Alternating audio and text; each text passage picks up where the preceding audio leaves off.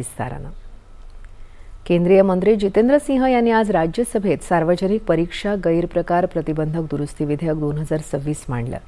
हे विधेयक देशातले विद्यार्थी आणि तरुणांच्या हिताचं रक्षण करण्यासाठी सरकारच्या कटिबद्धतेचा पुनरुच्चार आहे, असं ते यावेळी म्हणाले। लोकसभेत काल मंजूर झाल्यानंतर आज हे विधेयक राज्यसभेत विचारार्थ आणि मंजुरीसाठी मांडण्यात आलं। या विधेयकावरील चर्चेसाठी 7 तासांचा वेळ निश्चित करण्यात आल्याचं सभापती CP राधाकृष्णन यांनी सांगितलं। पेपर फुटी हा अत्यंत गंभीर विषय असून यापूर्वीच्या केंद्र सरकारांच्या काळात आणि विविध राज्यांमध्ये अशा अनेक घटना घडल्या आहेत।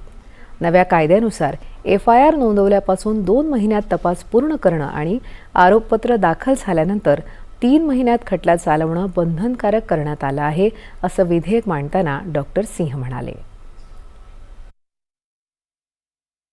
As per this new law, the investigation will be complete in 2 months, followed by trial in 3 months, 5 mahine.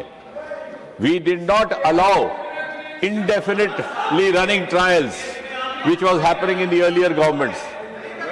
अगर कहीं मजबूरी में कोई केस दायर करना भी पड़ता तो it was more of an exit route or face saving, with the firm belief that you will never come to the conclusion.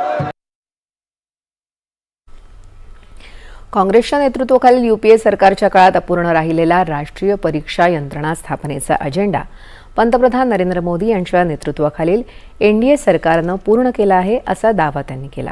देशात संघ लोकसेवा आयोग, कर्मचारी निवड आयोग, रेल्वे भरती मंडळ आणि बँकिंग कार्मिक निवड संस्था या 4 प्रमुख भरती संस्था आहेत। तर उच्च शिक्षणातील प्रवेशासाठी आता राष्ट्रीय परीक्षा यंत्रणा कार्यरत आहे, असं त्यांनी सांगितलं।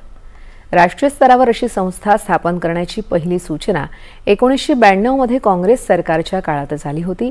याकडे लक्ष वेधत त्यांनी काँग्रेसवर निशाणा साधला। 2010 मध्ये UPA सरकारच्या काळात स्थापन झालेल्या समितीनेही अशी यंत्रणा उभारण्याची तीव्र शिफारस केली होती। मात्र UPAनं अर्धवट सोडलेलं काम मोदी सरकारनं पूर्ण केल्याबद्दल विरोधकांनी आभार मानले पाहिजेत, असेही डॉक्टर सिंह यांनी स्पष्ट केलं। दरम्यान चर्चेची सुरुवात करताना विरोधी पक्षनेते मल्लिकार्जुन खरगे यांनी या विधेयकावर टीका केली। शासनानं या विधेयकात केवळ वरवरचे बदल केले आहेत। पारदर्शक आणि पेपरफुटीमुक्त परीक्षांसाठी आवश्यक असलेल्या कडक तरतुदी यात नाहीत।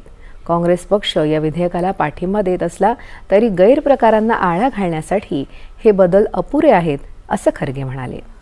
लेकिन ये अभी भी अधूरा है।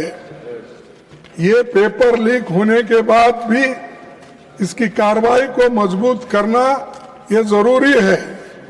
पेपर लीक होने से रोकने की मजबूत व्यवस्था इसमें नहीं है।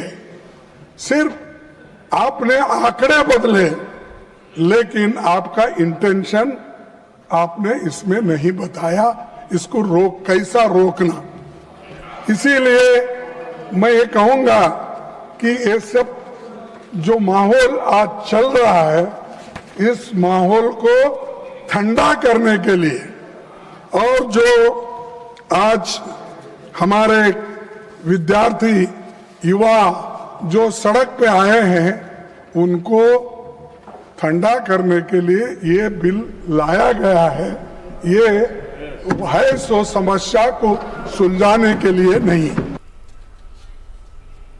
दरम्यान कामकाजाच्या सुरुवातीला मंत्री JP नड्डा यांनी विरोधकांच्या वर्तनावर नाराजी व्यक्त केली।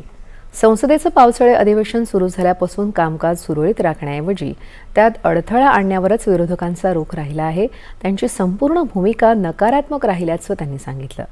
विरोधकांकडे ठोस मुद्दे नसल्याचंही ते म्हणाले। पंतप्रधान नरेंद्र मोदी यांच्या नेतृत्वाखालील सरकार नेहमीच प्रत्येक मुद्द्यावर चर्चेसाठी तयार असल्याचं त्यांनी सांगितलं। लोकसभेनं आज राष्ट्रीय गौरव अवमान